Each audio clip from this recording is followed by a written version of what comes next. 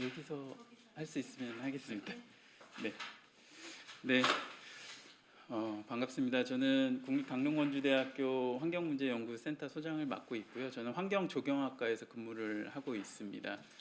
전공은 경관생태학이고요.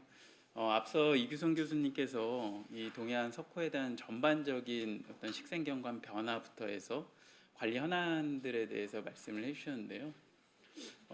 저는 그 정책을 좀 중심으로 좀 봤으면 하는 생각이 있습니다. 오늘 환경부에서 또 자연생태정책과에서 사무관님 오셨는데요. 여태까지 이제 그 강원도에서 자치도에서 벌어졌던 그런 상황들을 조금 우리가 심도 있게 논의해 봐야 될 그런 지점들을 좀 많이 말씀을 좀 드려 보겠습니다. 목차는 다 한 것 같고요. 먼저 동해안 석호에 대한 입지 현황은 앞서 설명을 다 해주셨고요. 국가에서 어떤 생태축 차원에서 봤을 때 국가 4대 핵심 축이 있습니다. 그 중에 백두대간이 있고요. 그다음 DMZ 이론, 백두대간과 DMZ 이론, 도서연안. 도서연안은 서해안은 갯벌, 서남해안은 갯벌과 섬 지역이고요. 동해안은 석호를 중심으로 한 자연경관의 보전 축이 형성이 되어 있습니다. 5대강에 대한 수생태 축이고요. 섬진강까지 포함을 해서요. 동고서저형의 우리나라 지형으로 봤을 때 동측은 유화거리가 굉장히 짧고요. 이러한 이제 석호가 형성되는 그런 지형을 갖고 있기 때문에 사취와 사주로 발달하는 과정에서 이런 만 형태에서 석호로 발달하는 것들을 볼 수가 있습니다. 우리가 석호를 기본적으로는 습지로 바라보는 것이 맞습니다. 맞고요. 우리가 람사르 습지라고 이야기하는 것이 결국에는 이제 국제적으로 중요한 물새 서식처를 이야기를 합니다. 현재 한 2,500개소 정도가 지정이 돼 있는데 그 중에 라군이라고 쳤을 때는 한 600개소 정도가 나옵니다. 프랑스나 모로코 굉장히 다양한 사례들을 우리가 볼 수가 있는데 아직까지 우리나라에선 석호 유형의 두흥습지를 조금 석호 유형이라고 볼 수도 있고요. 다만 동해안에 이렇게 잘 발달되어 있는 자연호가 석호로서의 람사르 습지 등록이 되어 있지 않다라는 게 좀 중요한 지점일 것 같습니다. 동해안 석호는 강원도만 봤을 때는 전체는 이제 19개소라고 말씀을 해주셨고요. 이제 18개소가 되겠습니다. 고성군은 화진포를 중심으로 7개소가 있고요. 속초시는 영랑호 중심으로 2개소, 양양군은 쌍호 중심, 매호 중심으로 한 5개소 정도가 있고요. 강릉은 경포 중심으로 한 4개소, 전체 향후까지 해서 4개소가 분포를 합니다. 지금 원주지방환경청은 사실상 관리에 관여하는 이해관계자는 아니지만 오랜 기간 관심을 가져왔습니다. 1990년대 중반부터 관리에 관심을 가져왔고요. 2017년도에 그 조사됐던 자료를 총 정리를 해서 이런 책자도 발간을 했고요. 18개소 중에서 한 10개 정도는 해수 유통이 되고 나머지는 이제 끊겨 있는 자료를 좀 발표를 또 해주셨고요. 중요한 지점은 그겁니다. 18개의 석호가 있는데 관리의 현재 상태가 어떠냐는 거죠. 화진포는 강원 자치도의 자연유산으로 지정되어 있기 때문에 그나마 지금의 현재 모습을 좀 유지하고 있는 것이고요. 가평리 습지 쌍호, 순포호, 경포 이 4가지는 시도지사 지정 습지보호지역입니다. 그렇기 때문에 강원도지사가 지정하고 관리하는 관리 권한이 이제 강원도 안에서 벌어지는 상황인 거고요. 우리가 경포호를 오늘 좀 집중적으로 좀 다뤄보려고 하는데요. 아까 교수님께서 말씀하셨지만 경포호는 국가지정 명승이고요.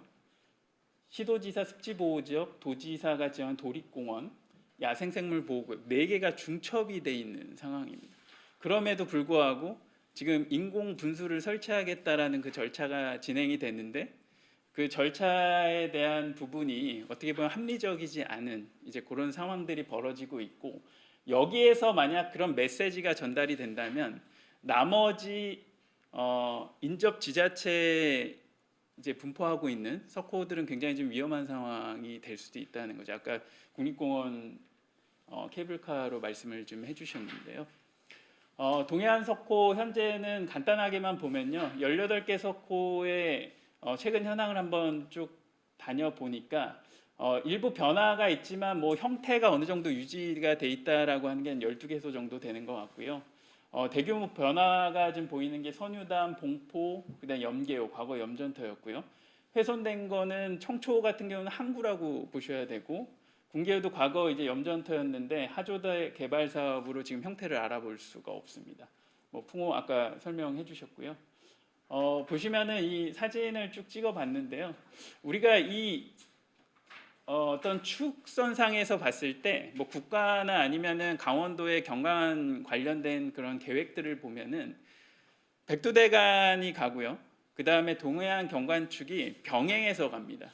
근데 사실 우리가 이 축을 볼 때는 해안부터 해서 석호와 그 배경이 되는 산림을 같이 보는 것이 맞을 것 같고요. 그런 경관 관리가 굉장히 중요하다는 생각이 듭니다. 이 천진호 주변에 여기 경동대학교가 있고 대규모 이제 아파트 개발이나 이런 것들이 지금 있었던 것들 볼 수가 있고요. 봉포는 지금은 주변에 상업지들이 있는 것들을 볼 수가 있습니다.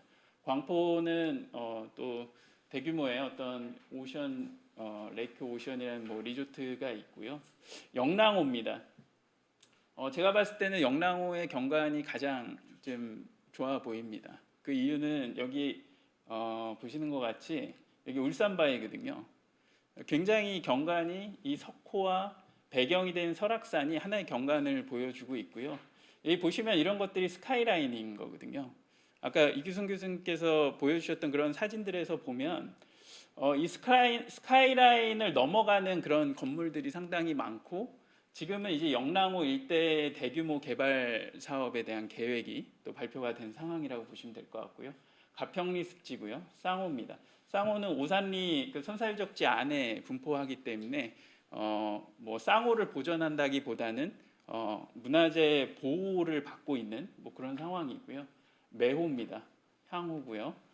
그 다음에 순포호, 경포호입니다.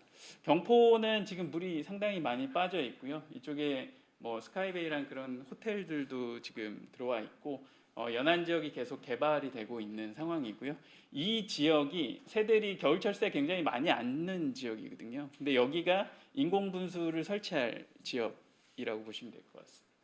선유담이고요. 봉포습지, 염계호, 뭐 갈대가 굉장히 빼곡히 지금 들어차 있는 상황이고요. 물론 계절적으로 차이는 있을 수 있습니다. 근데 겨울철에 찍은 사진이고요.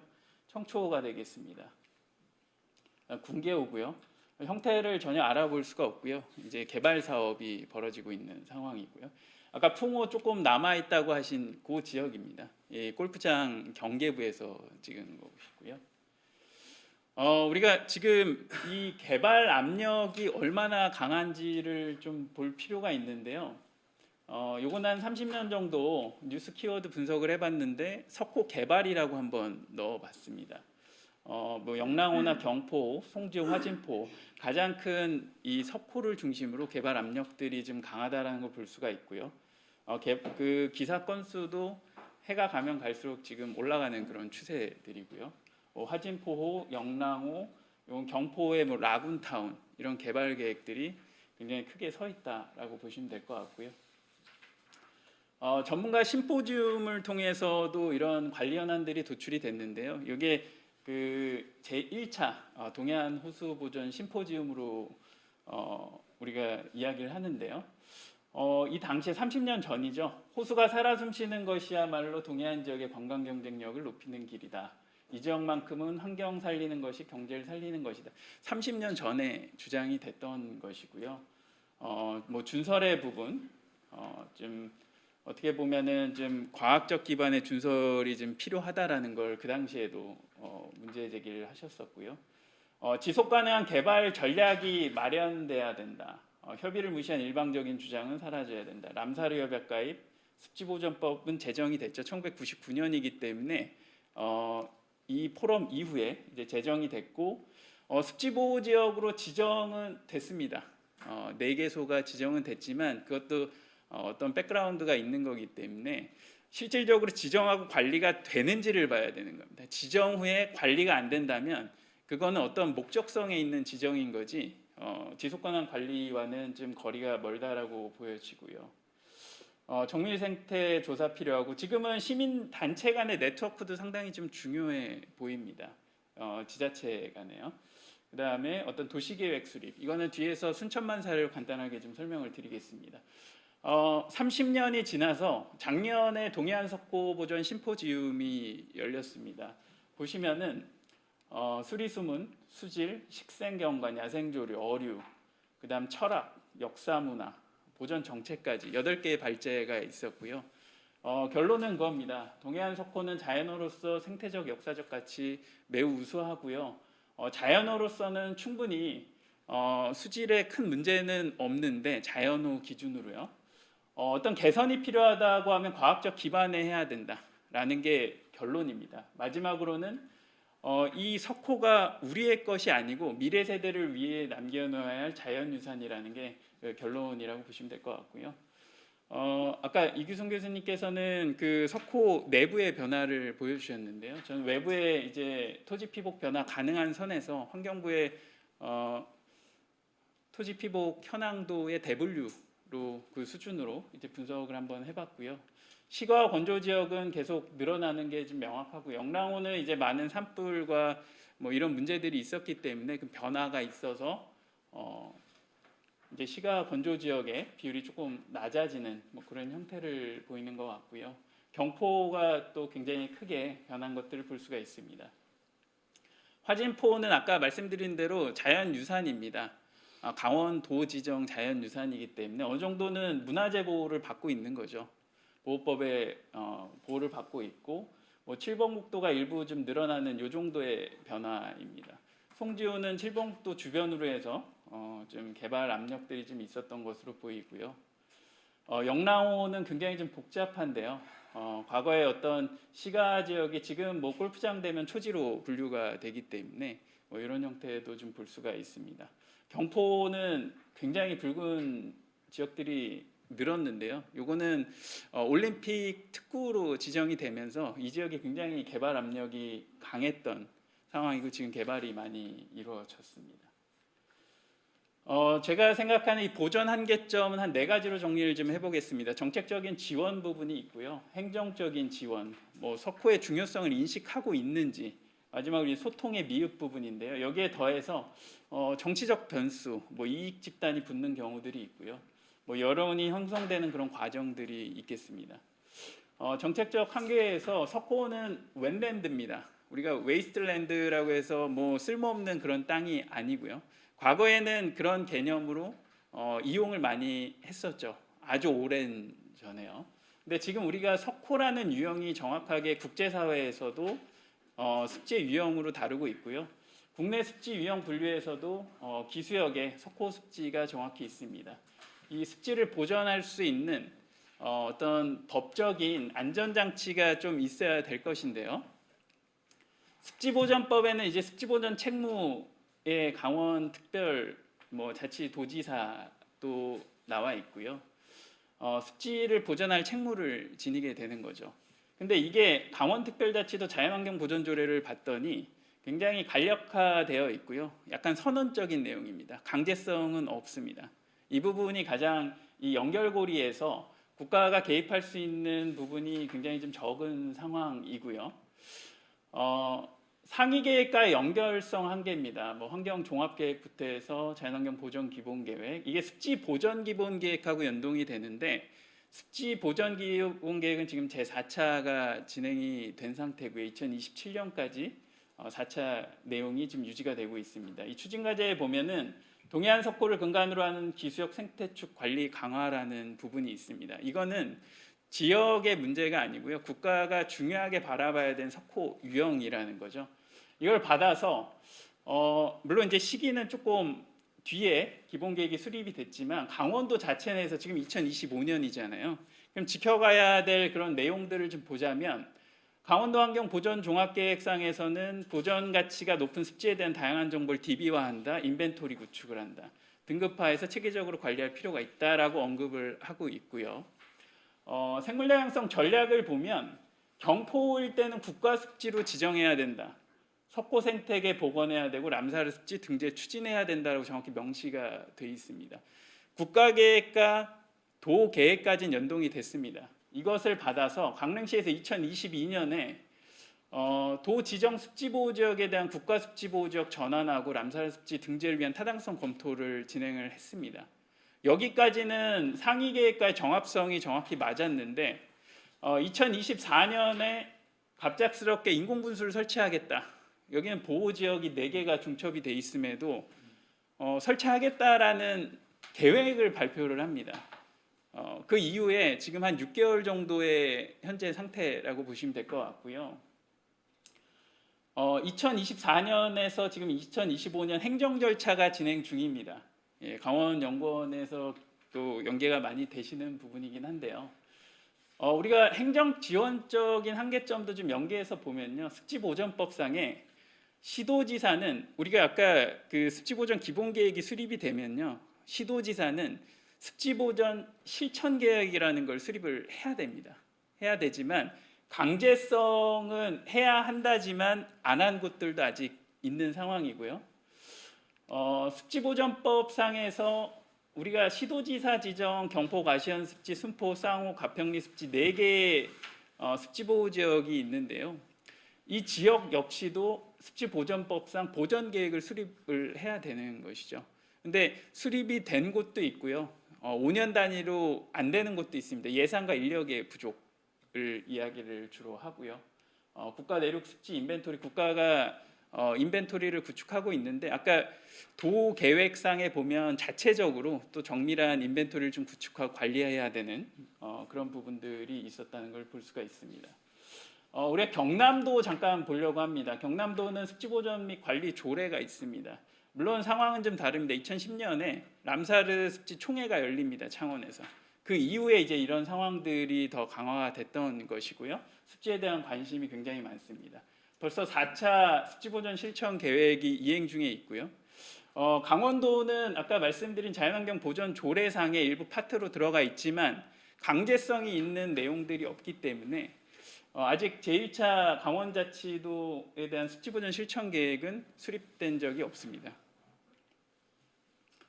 다음으로 이제 국가지정 습지보호지역을 좀 추진하는 부분들이 결국에는 아까 7개소를 말씀드렸는데 그 중에 하나는 이제 해수부지만 6개소는 예산과 인력이 없을 경우엔 관리가 안 된다고 보시면 되는 거고요. 그럴 경우를 우리가 좀 고민을 했을 때 일부는 국가지정 습지보호지역으로 좀 승격시켜 관리해야 될 곳이 있는지를 좀 봐야 된다는 거죠. 그중에 석호 유형은 아직 국가습지보호지역 유형에 없습니다. 그래서 충분히 검토가 가능한 상황인 것이고요. 그 타당성 검토를 통해서 경포는 충분히 가능성이 있다라는 것들이 확인이 됐고 이 당시에 환경부까지 그 당시 시장님이 직접 가서 뭐 전환하는 그런 작업들이 좀 추진이 됐던 걸로 저는 알고 있고요. 이제 그 이후에 시장이 좀 바뀌는 과정에서 지금의 어떤 사업들이 갑자기 좀 나오는 그런 상태라고 보시면 될 것 같고요. 저는 강원연구원의 강원특별자치도가 되면서 강원연구원의 역할은 굉장히 중요하다. 그렇게 보고 있고요. 다만 강원연구원은 강원자치도가 출연 연구기관입니다. 그렇기 때문에 팔이 안으로 굽으면 안 되는 신뢰성을 어떻게 확보해 갈 것이냐는 되게 중요해 보입니다. 제가 보니까 2003년도에 한 20년 전이죠. 강원도 자연석호의 보전 및 활용 방안이라는 그런 연구를 진행을 하셨더라고요. 보면은 동해안 자연석호에 대한 그런 생물 다양성, 습지의 가치, 생태적인 가치에 대한 생태계 서비스의 가치에 대한 인식이 부족하다. 중소규모에 대한 석호는 개발에 대해서 굉장히 시급한 관리가 좀 필요하다. 또 한 가지는 자연석호 보전 대책위원회를 좀 만들어야 되지 않냐라는 그런 제안들이 있었습니다. 근데 20년 전 내용이 그 사이에는 석호에 대한 어떤 뭐 보고서라든지 어떤 지자체 정책 연구로서 진행된 사항은 없는 것으로 좀 생각이 됩니다. 다음으로 이제 석호의 인식에 대한 한계점인데요. 우리가 무슨 데이 되게 많은데 2월 2일은 세계 습지의 날입니다. 우리 공동의 미래를 위한 습지 보호가 뭐 슬로건이었고요. 다만 제가 그 강원특별자치도 내에서 이런 행사를 하는 곳들은 별로 없는 것 같고요. 그 중에 한 군데는 대암산 용늪을 중심으로 해서 인제구는 있습니다. 왜냐하면 대암산 용늪은 우리나라 1호 람사르 습지고요. 그 람사르 습지를 중심으로 해서 람사르 습지 도시로 지금 지정이 돼 있기 때문에 그런 행사들이 벌어지는 거고요. 그러니까 습지의 중요성을 인식해야 움직이는 거지, 인식을 하지 못한 상태에서는 어떤 정책이 나와도 아까의 그 정합성, 계획의 정합성을 맞추기는 어렵다라는 생각이 들고요. 국제사회에서 우리가 쿤밍 몬트리올 GBF라고 하는 글로벌 바이오다이버시티 프레임워크가 이제 구축이 다 돼 있는데요. 그 로드맵을 보면 30by30입니다. 앞에 30은요. 우리가 아이스타겟을 통해서 육상 면적의 20%, 17%, 그 다음에 해양 면적의 10%를 보호지역 내진 OECM, 우리가 OECM이라는 개념 자체는 생물다양성을 목적으로 지정하는 것이 보호지역이고요. 부수적으로 생물다양성이 보존이 되면 우리가 OECM이라는 그 지금 자연 공존지역이라는 용어를 쓰는데요. 좀 적용을 해볼 수가 있는 거죠. 근데 지금 2025년이잖아요. 2030년까지 국제사회에서 30%에 대해서 국가 면적의 30%에 대해서는 육상과 해양을 구분하지 않고 보호지역 내지는 OECM으로 지정을 해야 되는 그런 권고 내지는 약속이 지금 협의가 된 상태죠. 5년밖에 안 남았습니다.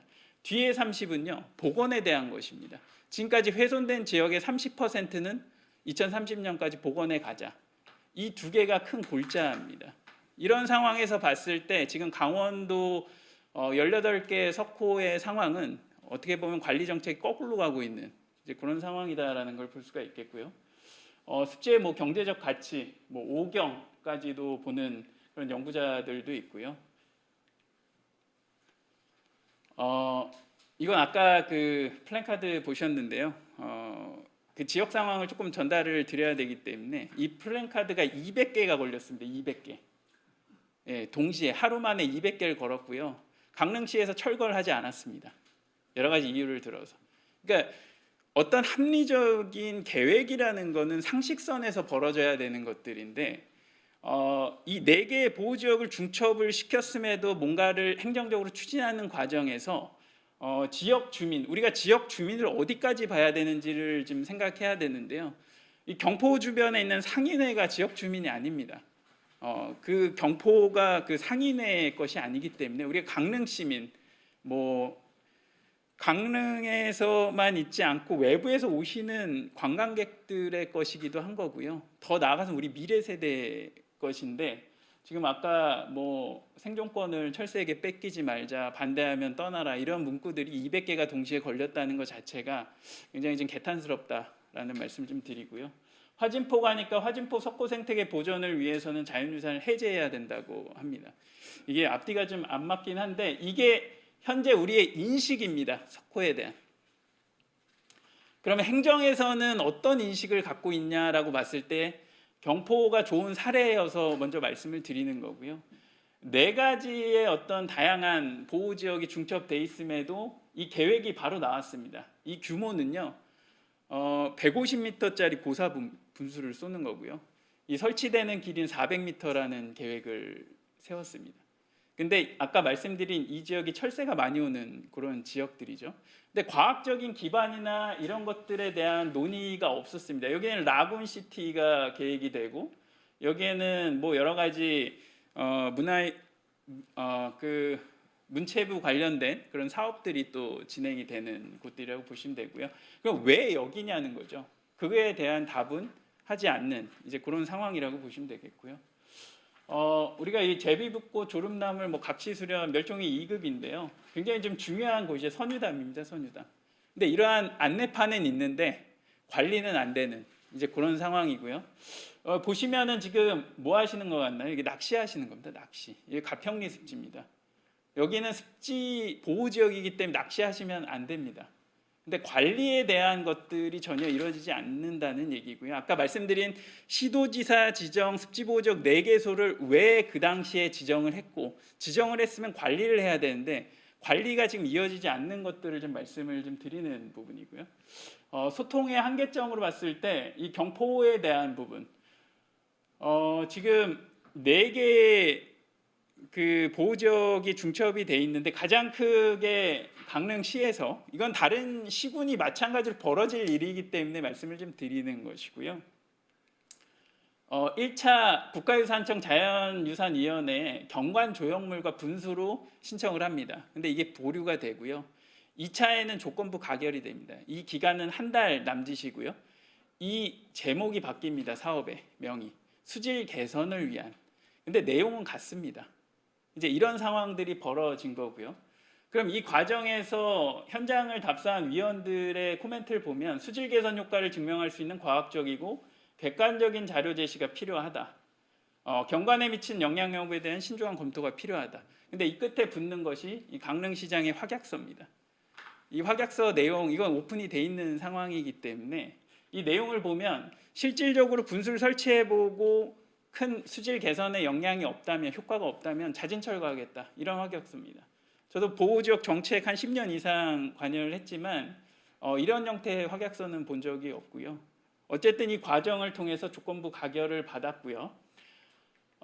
나머지는 다 도지사가 관할할 수 있는 영역에 들어갔다는 거죠. 명승을 제외하고는. 그 다음에 지역에 오픈이 되는 이제 이런 상황이 벌어졌고요.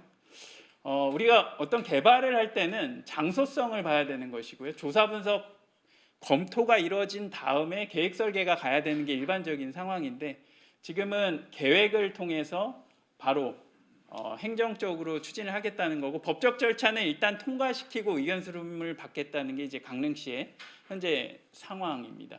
주민동의서도 한 4만 부 정도 받아놓은 상태이고요. 근데 이 받는 과정에서의 설명이 지금까지 말씀드린 그런 내용들이 제대로 반영되지 않은 상태에서 수질 개선을 위한 사업이다라고만 명시했기 때문에 이런 찬성 동의서를 많이 받을 수 있었다라고 보여지고요. 현 시점에서 진행 단계, 시민사회는 찬반을 일단 양분이 된 그런 상황이고요. 전문가는 어떻게 보면 찬성을 하시는 전문가들이 과학적 기반의 근거를 좀 제시를 하셔야 되는데 그 부분은 없는 현재 상태고요. 행정 절차를 보겠습니다. 이제 도립공원위원회하고 소규모 환경 영향 평가 남았습니다. 근데 도립공원위원회 이제 강릉시에서 개최 신청을 했고요. 요거는 공원계획 변경 사항이 아니고 행위허가 사항으로 신청을 한 상황이고, 중요한 게 또 소규모 환경 영향 평가 부분인데요. 강릉시에 접수를 했는데 지금 비공개 상황이고, 저는 중점 대상 사업이 돼서 어떤 갈등 조정을 위한 환경 영향에 대한 협의체, 갈등 조정 협의체가 구성이 돼야 된다라는 생각이 좀 들고요. 이런 과정들이 전형적인 탑다운 방식으로 지금 진행이 되는데 그 기간도 굉장히 짧다라는 것이고요. 우리가 4개 보호지역이 중첩되다 보니까 각각이 다 뭐 명승은 일단 차지해 두더라도 3개 그 보호지역에 대해서는 5,000제곱미터 이상의 사업이기 때문에 소규모 환경 영향 평가를 받는 거죠. 그거를 하나만, 그 중에 하나만 대표로 받으면 되기 때문에 야생생물 보호구역을 선정을 한 것 같고요.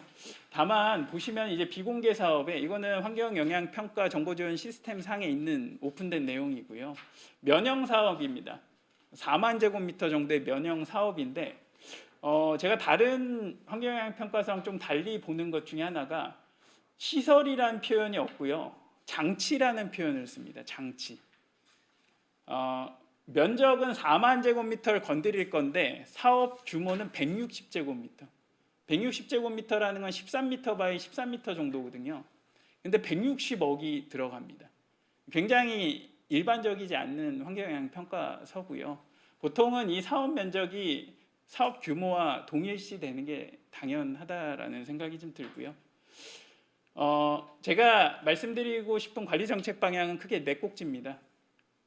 강원특별자치도에 대한 석호 현황 실태 조사, 그다음 보전 보건 체계가 지금 강화돼야 되는데요. 습지 보전법상에 있는 이 습지 보전 실천 계획이 수립이 돼야 된다. 그다음에 일부 석호는 국가 습지 보호지역으로 전환을 좀 검토를 좀 했으면 좋겠다라는 생각이 좀 들고요. 람사르 습지 등록도 병행이 되면 좋을 것 같습니다. 지금은 사무관님 오셨지만 국가 정책상으로는 관리에 대한 부분이 필요하기 때문에 국가습지보호지역을 지정하고 람사르 습지를 등록시키는 이런 방식을 보통 많이 쓰거든요. 중첩돼 있는 경우가 많고요.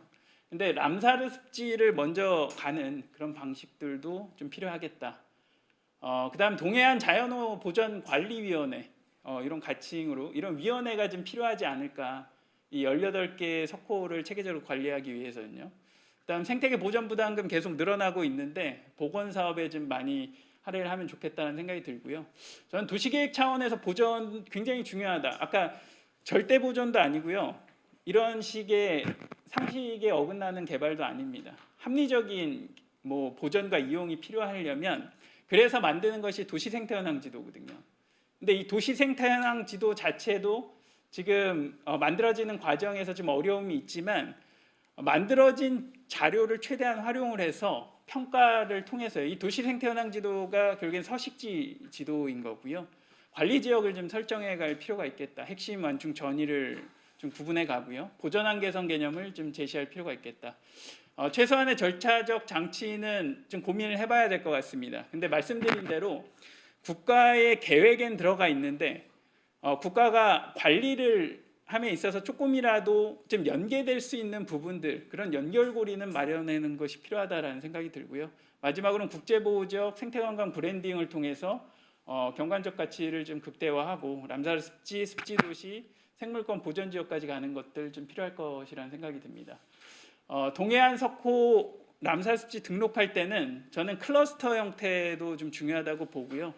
한 3개 정도는 좀 거점 석호가 좀 필요하다. 북부권은 화진포면 좋을 것 같고요. 속초에서는 영랑호, 그다음에 남부 쪽에서는 경포호, 국가습지보호지로 지정하고 그 주변을 클러스터화해서 보호해가는 것도 좀 필요하겠다. 스리랑카 사례입니다. 이렇게 클러스터 보전하는 경우들 이미 사례가 있습니다. 람사르 습지 등록 기준 9가지가 있는데요. 대부분 그 습지로서의 대표성과 희귀성을 갖고 있느냐를 보고요. 멸종위기종이 어느 정도 서식하는지, 그다음 생물 다양성 얼마나 높은지를 가지고 평가하는 경우들이 대부분이라고 보시면 되겠고요. 경포는 이미 이 기준을 만족을 시킵니다. 원래는 람사르 습지는 기준 중에 하나만 만족을 시키면 등록은 시킬 수 있지만 국가에 대한 어떤 국가가 관리에 대한 부분을 염두할 수밖에 없기 때문에 아까 말씀드린 대로 국가 보호지역을 설정하면서 등록시키는 경우가 현재는 많고요. 그 외의 사례를 보면은 강화의 메아마름 군락지라든지 아니면은 국립공원 내에 오대산 습지 같은 그런 케이스들이 있을 수 있습니다. 최근에 평둠의 습지도 지정이 된 사례가 있고요. 석호 보전을 위한 위원회 강화 부분을 조금 염두를 해서 좀 고민을 해야 되지 않을까. 오늘 강원연구원의 역할이 저는 굉장히 좀 중요해 보이고요. 특별 자치도가 되면서 더 중요해졌다라는 생각을 해봅니다. 아까 말씀드린 생태계 보전 부담금을 조금 활용하시는 게 있고요. 도시계획 차원 보전 접근에 있어서는 우리가 순천만 보전 사례를 상당히 좀 유심히 바라볼 필요가 있겠다라는 것이고요. 사실 1990년대 말에는요, 여기도 훼손의 위협에 있었습니다. 골재 채취 부분이 있었고요. 이걸 시민단체와 전문가가 막아내는 과정이 있었고 한 20년간의 어떤 중장기적인 방향을 보고 지금 조금씩 바뀌어 나간 게 현재의 모습인 겁니다. 갑자기 변하지는 않고요. 그래서 흑도루미도 이 당시에 120마리인데 지금은 7,000마리까지 오고 있는 이제 그런 상황이라고 보시면 될 것 같고요. 생태환경 수입도 굉장히 많아지는데 이런 것들이 조금 지속 가능하지 않을까라는 생각이 들고요. 좀 긴 시각으로 긴 호흡으로 조금 계획을 할 필요가 있겠다. 우리가 순천 도시계획을 조금 관심 있게 보면요, 우리가 순천만 국가정원은 잘 압니다. 근데 이 지역은 원래 도시계획적인 차원에서 접근을 했던 것이거든요. 이 순천만이 여기 있고요. 여기가 도시 확장이 되는 그 길목입니다. 여기를 순천만 국가정원으로 완충구역에 설정을 했던 것이고요. 이 안에서의 어떤 프로그램, 국가정원을 운영했던 것들 굉장히 성공적인 사례가 돼서 지금은 순천만 자체, 순천시 자체가 생태 관광을 하러 알아서 들어오는 그런 지역이 된 것이죠. 보시면은 도심 성장 한계선, 순천만 보전 한계선이라는 것도 지정을 했고요. 이런 것들이 우리가 조금 관심 있게 바라봐야겠다. 가끔 이제 보호 지역 안에 이용을 할 수 있다라고 주장을 하시는 분들도 계세요. 근데 우리가 상세히 좀 들여다 보면요, 이게 밴프 국립공원입니다. 캐나다의 제1호 국립공원이기도 하고요. 여기 곤돌라 3개 있습니다. 저도 가서 확인을 했는데 이 있는 지역은요, 이제 관광에 대한 아웃도어 레크레이션 지역 안에 설치가 되는 거지 이런 보호 지역의 강도가 강한 부분에 설치하는 것이 아닙니다.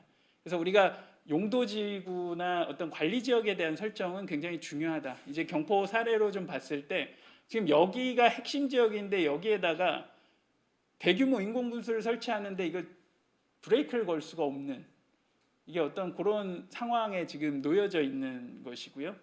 어떤 우리가 보전 한계선이라는 개념도 좀 가질 필요가 있고요. 도시생태 현황 지도를 적극적으로 활용할 필요가 있겠다라는 생각이 듭니다. 요거는 개략적으로 한번 제시를 했던 내용이고요. 핵심 완충 전이 지역에 대해서요. 최소한의 절차적 장치라는 거는 지금 강원특별자치도에서 환경부 장관의 권한을 앞으로 3년 정도, 작년 2024년에 시행이 됐기 때문에 3년간은 환경영향평가에서 전략을 제외하고는 환경부 장관의 권한이 도지사한테 넘어와 있습니다. 그래서 지금이 어떻게 보면 뭐 적기라고 생각을 할 수도 있는데 이 방향성에서 국가가 어느 수준까지는 조금은 견제할 수 있는 부분이 필요한데 지금은 이제 원주청에서도 관여할 수 있는 여지가 굉장히 좀 부족한 상황이 됐고요. 국제보호지역 관련해서는 람사르 습지도시 인증된 국가가 전 세계적으로 한 43개 도시가 있고요. 17개 국가에서 우리나라도 굉장히 많은 지역들이 습지 도시로 지정이 돼 있다라고 보시면 될 것 같고요. 보통 이렇게 습지 도시가 지정된 곳들은 생물권 보전 지역을 같이 가져가는 경우가 많습니다. 순천시도 그렇고요. 이번에 최근에 이제 창녕군도 유네스코 생물권 보전 지역으로 지정이 됐는데 그런 브랜드를 활용할 수가 있습니다. 그래서 이런 것들이 좀 소프트웨어적으로 좀 풀어가는 것들이 좀 필요하지. 어떻게 보면 우리가 바라보는 이 강원도 연안이 해운대를 꿈꿔서는 안 되거든요. 그 중소규모 도시이기 때문에 이런 것들을 우리가 고민할 지점이라고 생각을 합니다. 마지막으로 우리가 이건 1987년에 이제 우리 공동의 미래라는 부분인데요. 지속 가능성을 이야기를 하죠. 미래 세대가 그들의 필요를 충족시킬 능력을 저해하지 않으면서 현재 세대의 필요를 충족시키는 발전입니다. 말은 쉽지만 굉장히 어려운 부분이죠. 우리가 지금 보는 이 석호가 바로 지금 이 상황에 놓여져 있지 않나라는 생각이 들고요. 마지막으로 한 말씀 드리면은 여태까지의 석호의 관리 방향은 수질을 방점에 두고 했기 때문에 생태계 전반을 아우를 수 없었다라는 게 굉장히 좀 중요해 보이고요. 앞으로 이제 강원특별자치도이기 때문에 오늘 환경부에서도 오셨고 강원연구원에서도 정책 지원하는 기관이시기 때문에 앞으로 좀 고민해야 될 지점은 많이 있겠다라는 말씀을 드리면서 발표 마치겠습니다. 감사합니다.